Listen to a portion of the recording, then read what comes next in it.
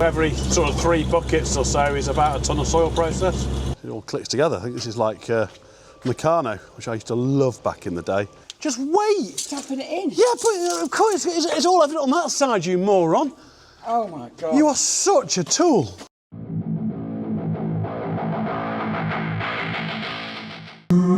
I've come over to Bollin Valley today. We're looking for a new stock bull. So I'm here with Joe and Naomi at Bollin Valley. And what's this one called then, Joe? Xander. He's a smart looking lad, isn't he? He's not sure about being on camera.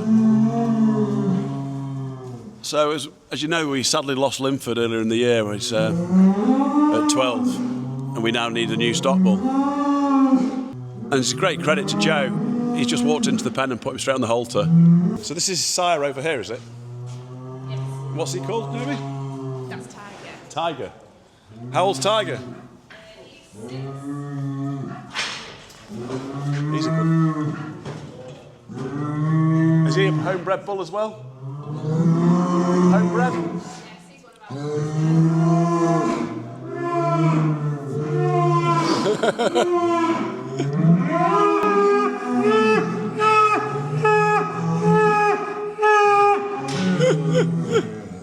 You're making a racket, aren't you, lad? Yeah, he's tired, isn't he? He'll be just the job. He's a good boy. What's he now? Just coming up 2? Yeah. And he's fully registered with the Longhorn Society now. Yeah. Had all his vet checks. Well, the great thing with the Longhorn Society is part of the registration process is when they come for the vet checks, they've got to be shown to be able to walk on a halter. And the amount of time it takes to get a bull halter trained so that you can walk into a pen, put a collar on him and walk him round like that. It's no mean feat, really.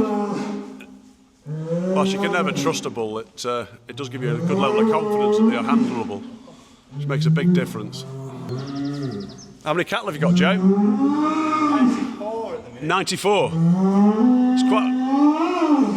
You must be one of the bigger Longhorns herds in the country, are you? We'll be far off, won't we?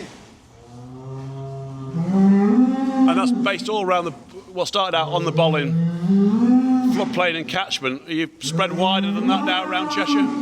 The National Trust land at the back. Yeah. And then we graze sites in Macclesfield, like Tegsnose, Riverside. So it started off as a conservation programme. Yeah, which it still is. Yeah. Yeah, that's what our aims are. There's been a big resurgence now, hasn't there? Because the Longhorn breed was a rare breed at one stage, but we've moved away from that now, haven't we? The national herd numbers have increased fantastically over the years. A lot of dairy men are after Longhorn bulls, aren't they? Yeah. The great thing with the Longhorn breed is because they were a tri-purpose breed originally for draft, meat and milk production. What's now become predominantly a beef animal, it's still got its roots with milk production, so they're a very milky cow, aren't they? Yeah. So the calves do fantastically. So like you were just saying then, we know that there's been quite a lot of Longhorn bulls of recent have gone into commercial continental breeds as crossing over for the suckler cows, just to get a milkier mother. So we're about to process a bit of soil, and fortunately we had a breakdown. So this is the motor that drives our grading bucket. So you can see in here, all these little wheels, they all spin round with a hydraulic motor. And it's like a 10mm screen, so it makes all the compost that you've seen on some of the previous videos. Well, in this case I've got some soil to process. All really nice, gets all the big nasty bits of stone and wood out of it. Fortunately we got oil leaking out of here. So the ring oil seal inside the motor behind there, which has failed. So we've just got the guys from Worsley Plant just come over now to fit a new seal in it. So it's only these little tiny rubber seals. They're really fine rubber seals. I mean, you would have thought the hydraulic pressure that's behind them, they're nothing more than elastic bands really, in principle. You wouldn't have thought that would have the ability to save all that hydraulic pressure leaking, but this one's failed here. So the motor had come slightly loose on these fixings. We think the oil's just got past, or the vibration has just made the seal fail. So we've got all that back in now. We've just got to put her back together and give her a test. And while the sun's still shining, we'll get onto that pile of topsoil and try and get that screened out. So right, where are we up to? Well, we'll put them all back together. That seal, Seals in. that seal have blown them. Yeah, they've blown the seal. Do you think that was the vibration with them nuts coming loose? Definitely. Where it split the segments apart. Right. It's got the centre is the pump. Yeah. And the two bits here where it had come apart. Only one had come apart because this is bolted to that one. Yeah. But I think when we tightened it back up to check it, I think it had nicked the seal. Nicked it again. Burst it out. So they're actually simpler. Like for me, with our machine, like it was great having you out here because you've done 1,000 of them before and you just got confidence. But anything I face like this, where I've never had them apart before, I'm worried that I'll still do some bolts. A load's still going to fall apart. I've no diagram, and but they're actually not that complicated in there. No, not complicated at all. We've just got this couple of little O-rings in there. It's just got the two O-rings in here. It's got the seal on the back of this plate. It's got the seals in the shaft seal on the inside. Yeah. Two off back to back, and then it's just your fittings, and then away you go. Happy days. Yeah. But there's nothing daunting about it when you take it apart. You'll see it. And do you think it's just unlucky that they came loose with the vibration? Vibration, yeah. So maybe we should take that apart a little bit more often and just keep an eye on that. No, these are anti-vibration. These washers. Yeah. Nord Are you showing those, the Nord lots, where the Yeah. two washers and they act against each other? Yeah, they do. Yeah. They look really good. Each other, yeah. I've not used them before. I've used the ones which are like a sort of a conical washer with little ribs in, and it squashes like a modern like a modern day spring washer, but grabbing the nut. But they look really. Yeah, they're like a step on again, aren't they? They are good. They are good. Brilliant. So we'll couple it back up now, and we'll. Excellent. Cool. Hopefully.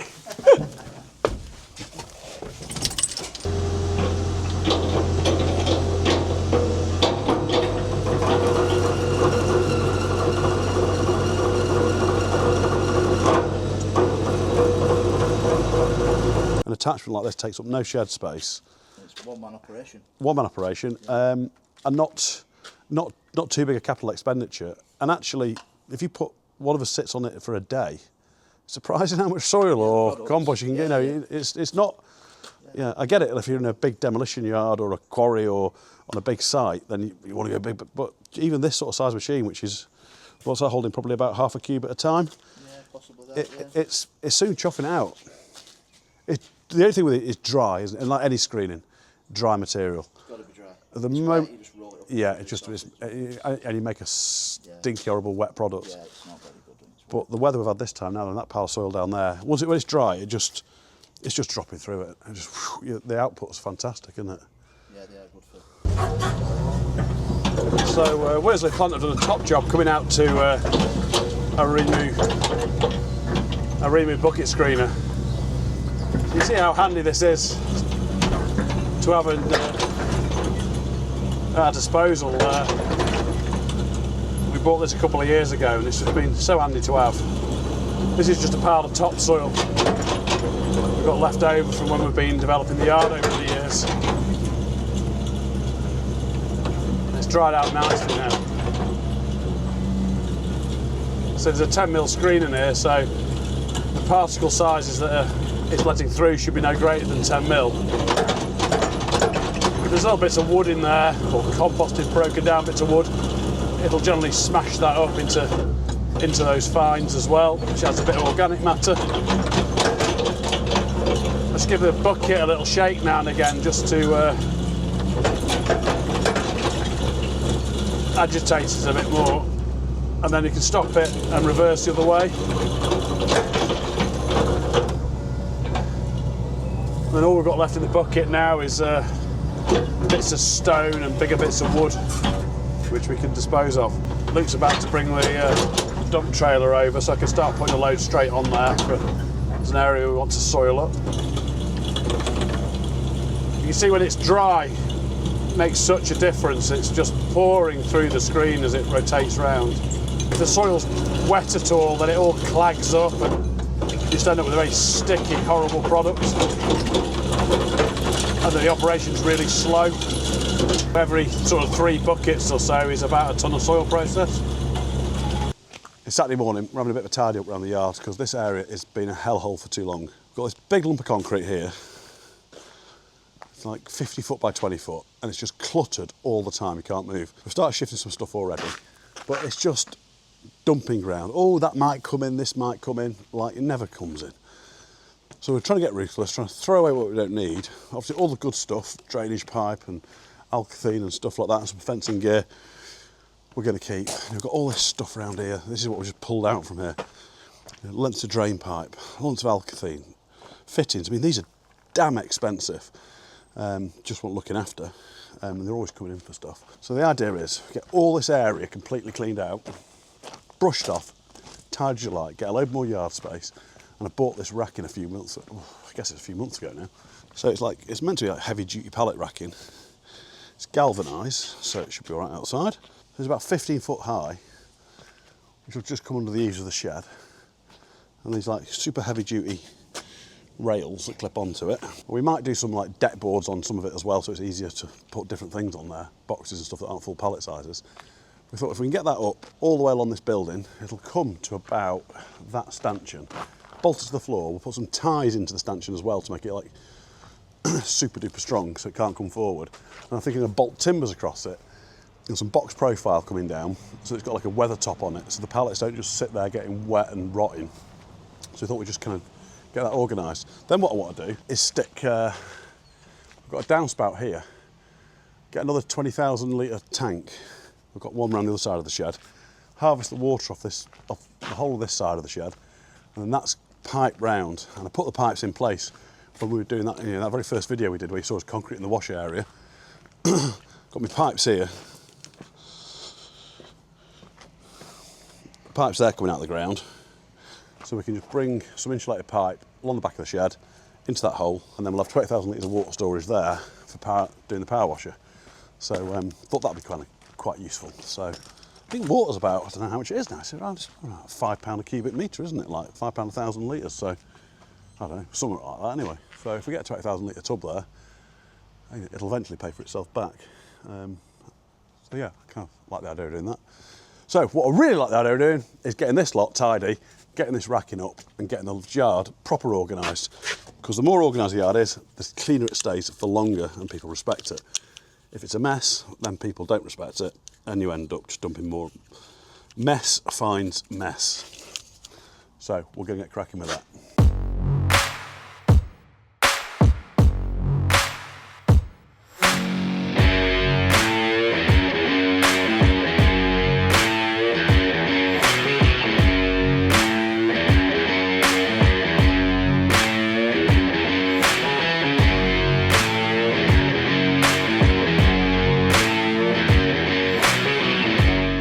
Oh, I'm well happy with that. It's one of those jobs that it's always seemed too big to start somehow, but that's never been as clean and tidy on that end of the shed in concrete since the day we built it. So yeah, well chuffed with that. It's got to be time for a bit of lunch now, and then we'll try and get this racking up. I mean, that shouldn't be, it all clicks together. I think this is like Meccano, which I used to love back in the day. So we'll get it put up and then see whether we've got any rag bolts. If not, we'll bolt it down next week and then we'll carry on putting the roof on it.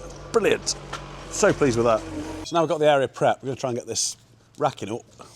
Not put this up before. It's a boltless system, so I'm hoping that we just stand them up, put a couple of braces in, job's good. Heavy? How heavy? We've got forklifts. We've got 2 forklifts. That's, how heavy is it? Oh, it's heavy-ish. Which is the outside. Well, I'm going to stand it up here. Right, just lift that up.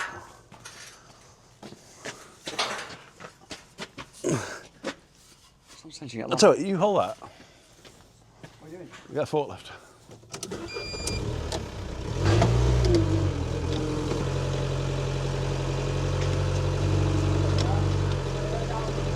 What?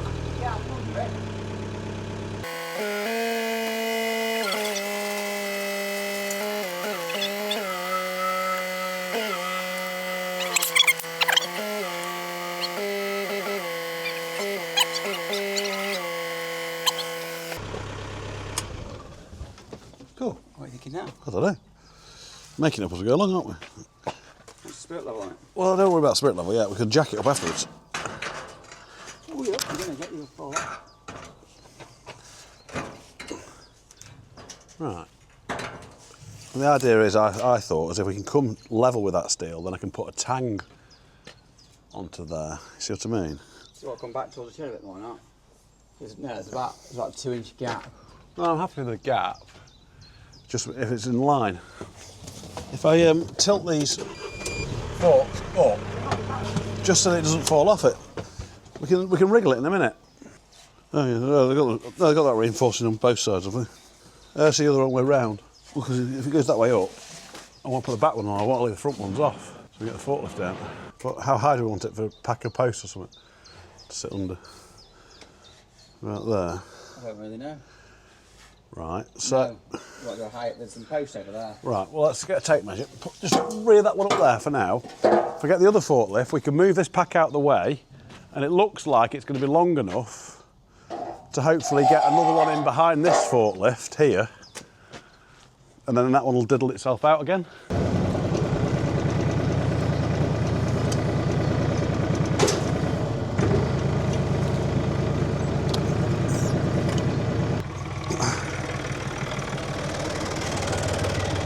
So hopefully we can lift this up now, bob it in there, and then hope that other forklift will be able to get out.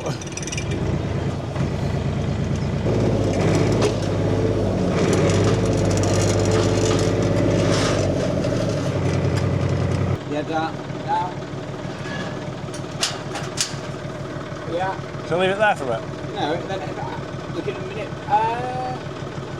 Yeah, you can have it like.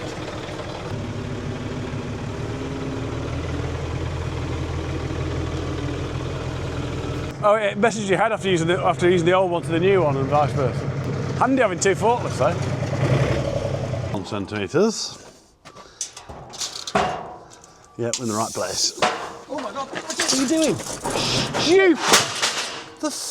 What are you doing? oh my God, What are you doing? You! Just wait! tapping it in. Yeah, but of course it's all evident on that side, you moron. Oh my God. You are such a tool. Absolute. Just bull in a china shop. What, really? Yeah, you are, because it's going to vibrate out. We're just trying to get two together. Go straight at it. Oh.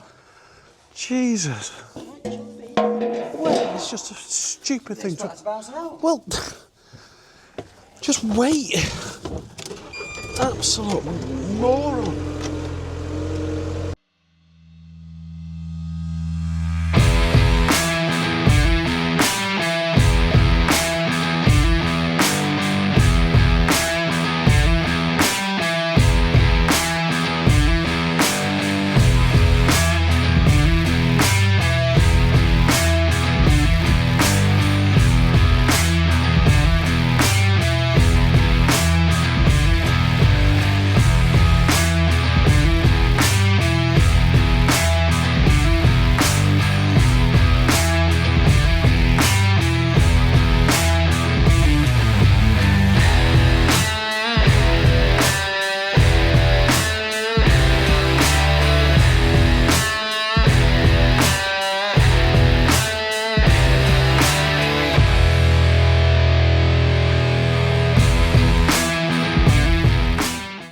Right, back onto this racking. So, bit of a change of heart over the weekend.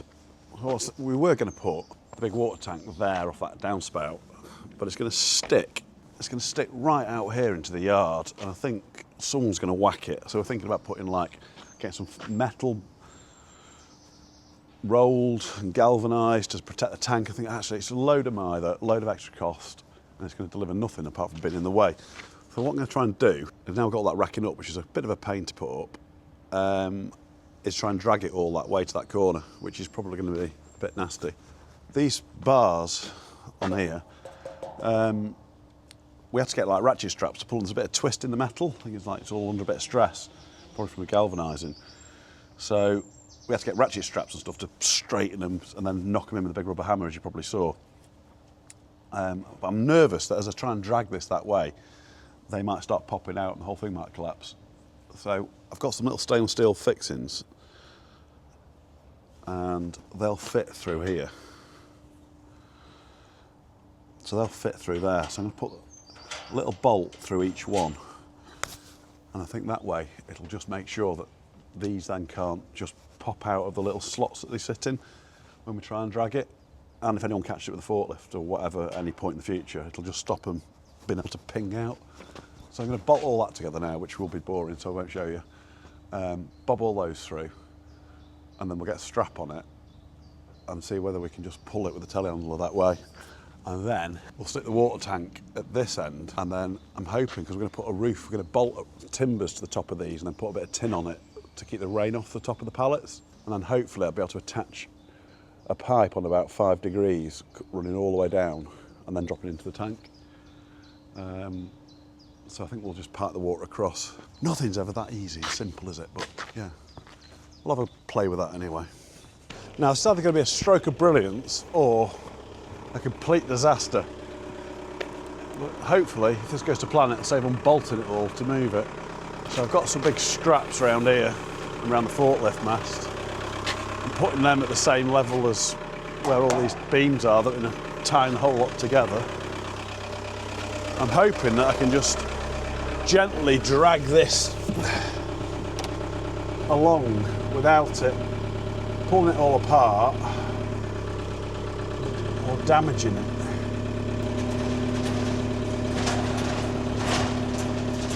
Oh, it's moving.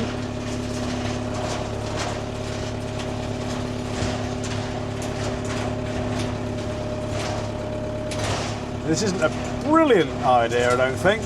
I certainly wouldn't recommend it. I don't think you get away with doing this in a big warehouse, but it is diddling along. I'm glad I put all those little bolts in to make sure everything's locked in place so that none of the rails can pop out. I was going to use a telehandler, but I thought that might be a bit aggressive. This might give me a little bit more control. Right, so I've picked up a load of timber from the suppliers, and this is going to create the decks for the racking. So I'm using 4x1.5 rails that are just basically going to stop the board shifting about. They'll be underneath, and then these 6x1.5 boards which we're going to cut to form the shelves. So we're going to chop a load of that up now, blast a load of that, make the first one, get that all perfect, make sure it fits, use that as a template then, and then just smash out the rest of them. So what have we got? 4 bays to do, 8 shelves. I've got the rag bolts in, the concrete fixings along the back section. That's all lined up and in line nicely. I've just shorted some more. I'll get some more of those big fixings through the front legs. There's a few little shims just to put in there, just to get it to it's perfectly vertical and not leaning this way at all. But I can do that after this is fitted. Nothing can move now. It's all locked into place anyway. So we'll get cracking with this.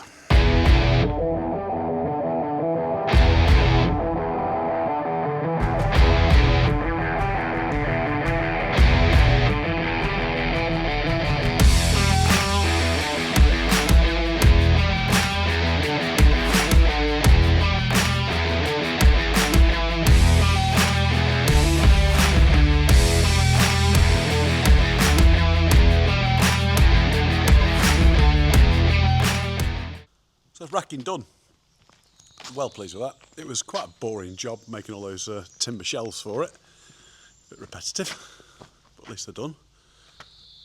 And that's turned what was a pretty miserable space at the start of last Saturday morning into a really nice usable thing. Let's get the timbers bolted to the top and some roof sheets for it, bring that pipe across down and get the water tank ordered for that far end. We'll try and get that finished off over the next couple of weeks. Really satisfying just having a bit of a tidying up session.